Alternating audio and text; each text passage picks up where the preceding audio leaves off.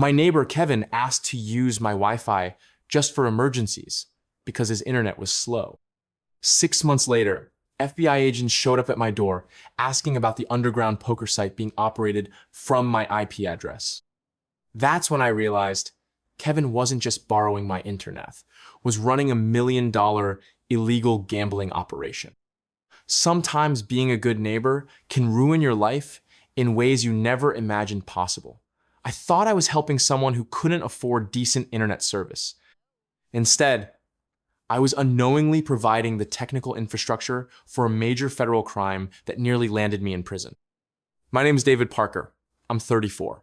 And this is the story of how my neighbor turned my home Wi-Fi into the backbone of an illegal gambling empire that attracted the attention of the FBI, IRS, and organized crime.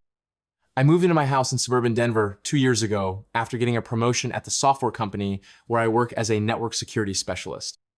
The neighborhood was quiet, family-friendly, and exactly what I wanted as a single guy looking to build some stability in his life. My next-door neighbor was Kevin Morrison, a guy in his early 40s who seemed friendly enough but kept odd hours.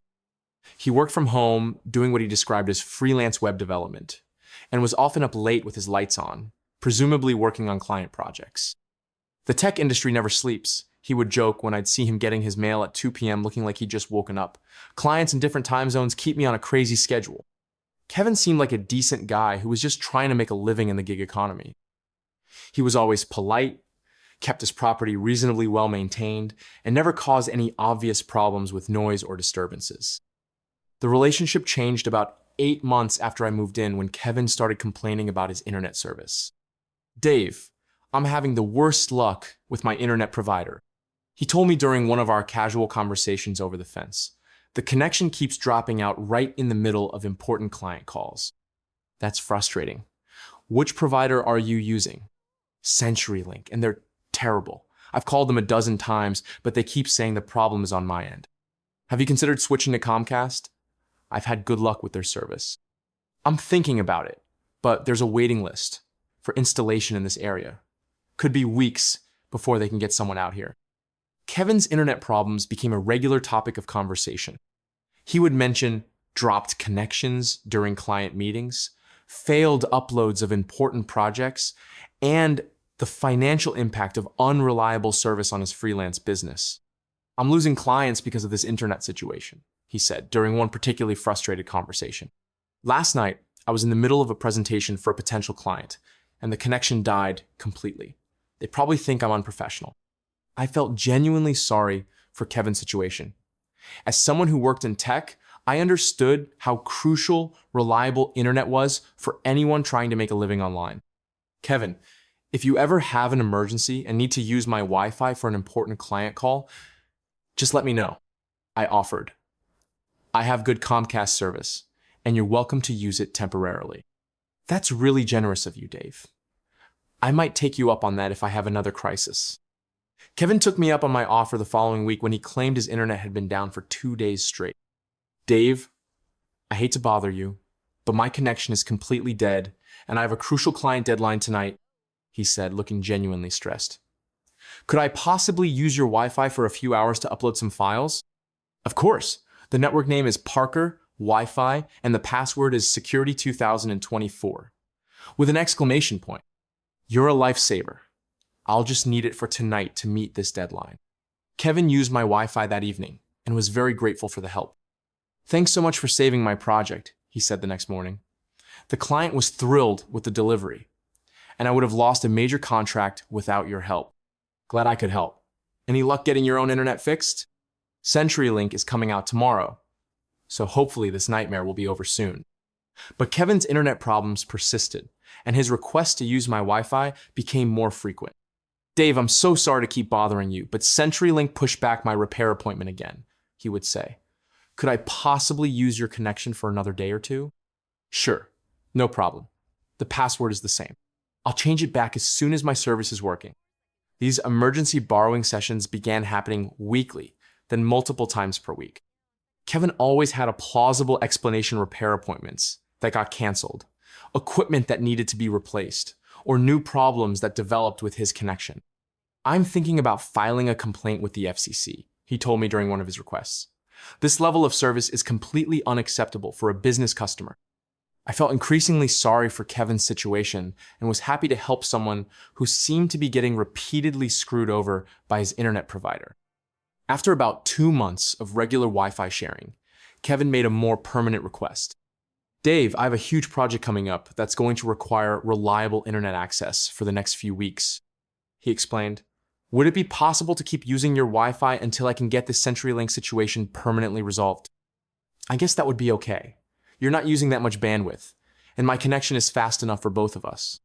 I really appreciate this. I know it's a big favor to ask. Don't worry about it. We're neighbors, and neighbors help each other out. Kevin continued using my Wi-Fi regularly for the next several months. I occasionally noticed that my internet seemed slightly slower during peak hours, but it wasn't enough to cause any significant problems with my own work or entertainment. How's that big project going? I would ask Kevin when I saw him around the neighborhood. Really well, thanks to your internet connection. The client is happy with the progress, and I should be able to wrap things up soon. And any luck getting your own service fixed? I've actually decided to cancel CenturyLink completely and switch to a different provider. It's taking a while to coordinate the installation, but hopefully I'll have my own connection back within a month or two. I accepted Kevin's explanations and continued sharing my Wi-Fi without much thought. He seemed like a hard-working freelancer who was stuck in a frustrating situation with unreliable internet service. The first sign that something might be wrong came about 4 months into our Wi-Fi sharing arrangement, when I started receiving unusual notifications from my internet provider. Comcast sent me an email warning about unusual traffic patterns on my connection and asking me to verify that I was aware of all devices using my network. The email mentioned that my account was generating significantly more data traffic than typical for residential customers, and that they wanted to make sure my connection wasn't being used for unauthorized commercial purposes. I called Comcast to ask about the notification. Mr. Parker, your account has been flagged because you're using about 10 times more bandwidth than the average residential customer, the customer service representative explained. Is that a problem? Not necessarily, but we want to make sure you're aware of the usage and that it's legitimate. What kind of usage are we talking about? Large file transfers, heavy streaming, and lots of simultaneous connections. It looks like business-level activity on a residential account. I explained that my neighbor was temporarily using my Wi-Fi while dealing with his own internet problems. That could explain the increased usage, the representative said. Just be aware that if the activity continues at this level, you might need to upgrade to a business account. I mentioned the Comcast call to Kevin the next time I saw him. Oh, that's probably from the video editing work I've been doing, he explained. I'm working on a big project that involves uploading hours of high-definition video files. Comcast mentioned something about lots of simultaneous connections. Yeah, the client has me uploading to multiple servers for redundancy. It's a pretty complex setup. Kevin's explanation sounded plausible, and I didn't think much more about the increased bandwidth usage. But over the next few weeks, I started noticing other unusual things about Kevin's internet activity. My connection would slow down significantly during certain hours, always late at night when Kevin's lights were on and he was presumably working. I also began seeing unfamiliar devices connecting to my Wi-Fi network when I checked my router's admin panel. Instead of just Kevin's laptop, there were multiple devices with names like Blackjack Server and Poker Terminal 3. When I asked Kevin about the additional devices, he had a ready explanation. The client has me testing their new mobile apps, he said. I need to run multiple devices simultaneously to make sure everything works properly across different platforms. What kind of apps are you testing? Gaming applications. The client develops mobile games for international markets. This explanation seemed reasonable, especially given Kevin's background in web development. However, my concerns increased when I started receiving letters from my internet provider about potential violations of their terms of service. The letters mentioned concerns about commercial gambling applications and unauthorized server operations being detected on my connection. Comcast was threatening to terminate my service if the unauthorized activity didn't stop immediately. I confronted Kevin about the gambling-related warnings. Kevin, Comcast is saying they're detecting gambling applications on my network. What's going on? Oh, that's definitely from the gaming apps I'm testing, Kevin said quickly. They probably look like gambling to the automated detection systems because they involve virtual currency and card games. But the letter specifically mentioned commercial gambling applications. Gaming and gambling detection systems often can't tell the difference between legitimate games and actual gambling sites. It's a false positive. Comcast is threatening to cut off my service. Let me talk to my client about using different testing protocols that won't trigger those warnings. Kevin seemed genuinely concerned about the impact on my internet service and promised to resolve the issue quickly. I'll switch to a different testing setup that won't cause problems with your provider, he assured me. This project should be wrapping up soon anyway. But the warnings from Comcast continued, and they became more specific and serious. The next letter mentioned that my IP address had been flagged by federal authorities for potential involvement in illegal online gambling operations. Comcast was requiring me to provide written documentation explaining the activity on my network or face immediate service termination and potential legal consequences. This escalated my concerns significantly. Federal authorities don't get involved in minor terms of service violations. Kevin, this is getting serious, I told him when I showed him the latest letter. Federal authorities are asking about gambling operations on my network. Kevin looked genuinely surprised and concerned. That doesn't make sense. I'm just testing mobile games. The letter says they've detected illegal online gambling operations, specifically. Dave, I think there might be some kind of mistake or confusion. Let me contact my client and figure out what's going on. Maybe you should just use a different internet connection for this project. You're right. I don't want to cause any more problems for you. Let me see if I can work something else out. Kevin stopped using my Wi-Fi for several days, and the unusual activity warnings from Comcast ceased immediately. I thought the problem had been resolved and that Kevin had found an alternative solution for his work project. But 3 weeks later, at 6 a.m. on a Tuesday morning, my quiet suburban life was shattered when FBI agents knocked on my door with a search warrant. David Parker? The lead agent asked when I answered the door. Yes, that's me. I'm Agent Sarah Chen with the FBI. We have a warrant to search this property in connection with an investigation into illegal online gambling operations. I think there's been a mistake. I don't have anything to do with gambling. Mr. Parker, according to our investigation, your internet connection and IP address have been used to operate a major illegal gambling website for the past 6 months. I was stunned. That's impossible. We have extensive evidence of gambling transactions, server operations, and financial transfers all traced back to your home network. The FBI agents spent 4 hours searching my house, seizing my computers, phones, and any electronic devices that could potentially be used for internet activity. Mr. Parker, we found multiple devices configured to access illegal gambling servers, Agent Chen told me after the search. These devices are connected to your Wi-Fi network. Those aren't my devices. My neighbor Kevin has been using my Wi-Fi for work projects. What kind of work projects? He said he was doing web development and testing mobile gaming apps for a client. Agent Chen and her partner exchanged looks that suggested this information was significant. Mr. Parker, your neighbor Kevin Morrison is the target of our investigation, she explained. He's been operating one of the largest illegal poker sites on the internet, processing millions of dollars in bets and taking in hundreds of thousands in illegal profits. I felt like the floor had dropped out from under me. Kevin is running an illegal gambling site? Kevin Morrison is the operator of Underground Kings Poker, which has been taking illegal bets from customers across the United States for over 2 years. But he told me he was doing web development. Mr. Morrison has been using your internet connection to hide his activities and make it difficult for law enforcement to trace the gambling operations back to him. Agent Chen explained that Kevin had been running a sophisticated online poker site that facilitated illegal gambling in states where online poker was prohibited. The site had thousands of active users and was processing over 2 million per month in bets, with Kevin taking a significant percentage of every pot as profit. By using your internet connection, Mr. Morrison was able to make it appear that the gambling site was being operated from your house instead of his. Agent Chen continued. So I'm being investigated for crimes that Kevin committed? We understand that you may have been an unwitting participant in Mr. Morrison's scheme, but we need to verify that you weren't knowingly involved in the gambling operations. The FBI investigation into my involvement was thorough and terrifying.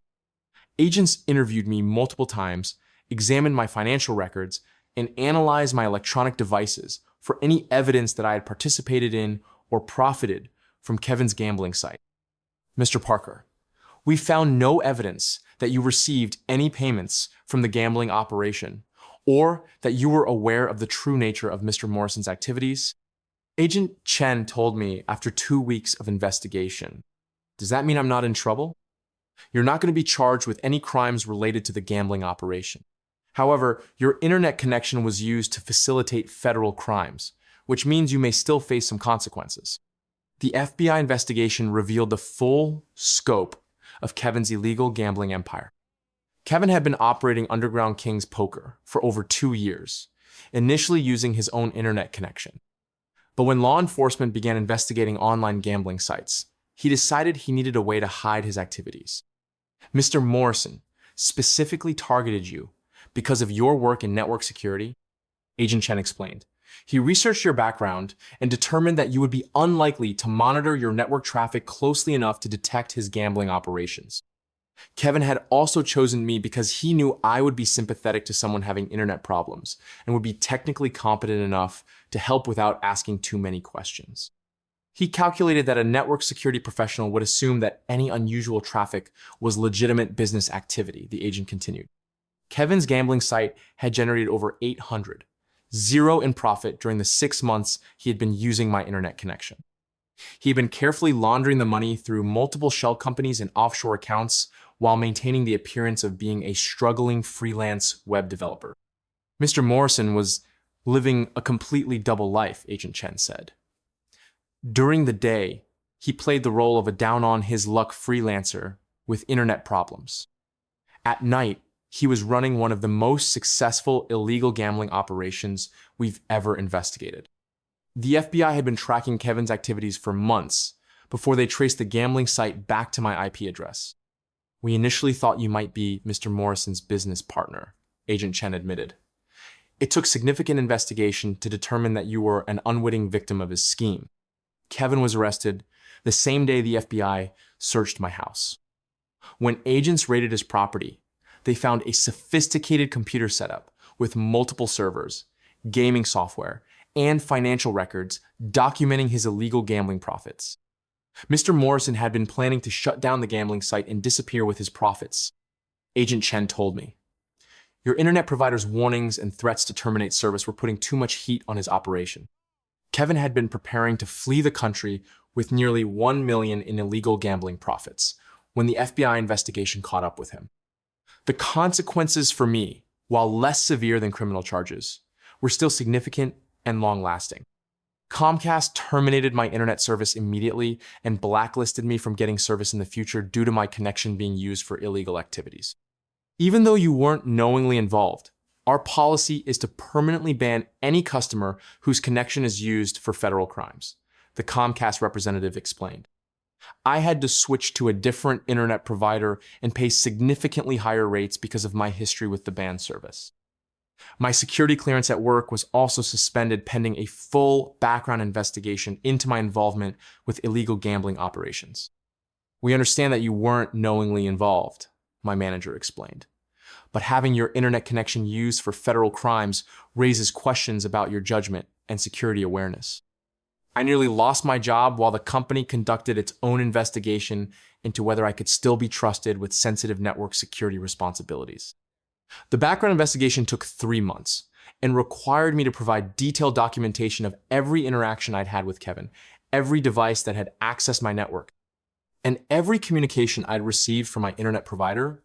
This is incredibly embarrassing for someone who works in network security, I told the investigator. I should have been monitoring my network more carefully. Mr. Morrison was a sophisticated criminal who specifically targeted you because of your technical background, the investigator replied. He counted on you being busy with work and trusting his explanations for unusual activity. My security clearance was eventually reinstated, but not before my reputation at work had been damaged by the association with illegal gambling operations. The financial impact was also substantial. I had to pay thousands of dollars in legal fees to ensure I wasn't charged with any crimes, despite being a victim of Kevin's scheme. I also had to purchase new internet equipment and pay installation fees for new service after being banned by Comcast. Most significantly, I had to completely rebuild my home network security and change all my passwords and accounts due to the possibility that Kevin had gained access to my personal information while using my Wi-Fi. Mr. Morrison had extensive access to your network for months, the FBI cybersecurity specialist explained. You should assume that he may have accessed any device or account that was connected to your home network during that time. Kevin pled guilty to operating an illegal gambling enterprise, money laundering, and fraud. He was sentenced to 4 years in federal prison in order to pay over $2 million in fines and restitution. Mr. Morrison's operation was one of the largest illegal gambling sites we've prosecuted, the federal prosecutor said during his sentencing. He used sophisticated technology and manipulation tactics to evade law enforcement while generating substantial illegal profits. Kevin's conviction made local news as an example of how criminals use technology and social engineering to hide illegal activities. Morrison specifically targeted his neighbor, a network security professional, knowing that his technical background would make him both helpful and unsuspecting, the news report explained. I was interviewed by local reporters about being an unwitting victim of Kevin's scheme. I thought I was being a good neighbor by helping someone with internet problems, I said during the interview. I never imagined that my Wi-Fi was being used to operate a major illegal gambling site. The experience taught me valuable lessons about network security and the importance of monitoring internet activity even when helping friends and neighbors. Even security professionals can be victims of social engineering. I explained during a presentation to my colleagues at work. Kevin's scheme worked because he understood my personality and exploited my desire to help someone in need. I now regularly monitor all devices connected to my network and maintain much stricter controls over Wi-Fi access. Trust but verify has become my motto for all technology-related interactions, even with people I consider friends. I also became more aware of how criminals use legitimate-seeming explanations to hide illegal activities. Kevin always had plausible explanations for everything. I tell people when sharing my story. Web development, mobile app testing, video editing it, all sounded legitimate because I wanted to believe he was telling the truth.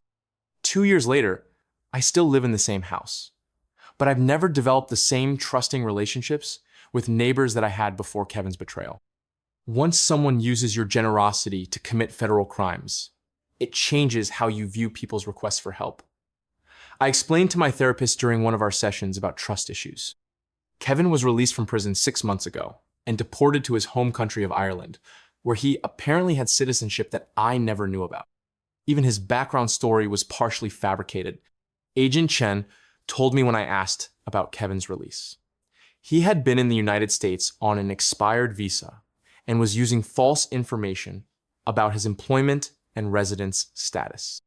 I occasionally receive contact from other victims of Kevin's gambling site who lost money and are trying to recover their losses through civil lawsuits. Your neighbor stole thousands of dollars from my family, one person wrote to me. We lost our kid's college fund betting on his rigged poker games. These contacts remind me that Kevin's crimes had victims far beyond just me, and that my Wi-Fi was used to facilitate activities that financially destroyed many families. The most important lesson I learned is that criminals often target people based on their professional skills and personal characteristics. Kevin didn't randomly choose you as a neighbor, the FBI behavioral analyst explained. He researched your background and moved next door, specifically because your network security job made you an ideal target for his scheme. Kevin had apparently been planning to use my internet connection for illegal activities from the moment he moved into the neighborhood. This level of premeditation shows how sophisticated modern criminals can be. The analyst continued. They study their targets and develop long-term plans to exploit their victims' trust and expertise. I now warn other people in technical fields about the risks of being targeted for their professional skills and access to technology resources. Criminals are specifically looking for people with technical backgrounds who might be helpful and trusting. I explained during cybersecurity presentations. The same skills that make you good at your job can also make you an attractive target for people who want to exploit your knowledge and resources for illegal purposes. The experience fundamentally changed how I think about helping people and sharing resources. Being generous and neighborly are good qualities, my therapist reminded me, but you also need to protect yourself from people who would take advantage of those qualities. I still believe in helping neighbors, but I now do it with much more awareness of potential risks and with better safeguards in place. Good people will understand if you want to verify their story or put limits on how they use your help. I've learned people who get angry about reasonable precautions are usually the ones you need to be most careful about. Kevin Morrison thought he could use my generosity and technical skills to hide his criminal empire while destroying my reputation and career. Instead, his scheme eventually collapsed, he went to prison, and I became wiser about protecting myself from people who disguise criminal intent as requests for neighborly help. Sometimes the worst criminals are the ones who seem like they need your help the most.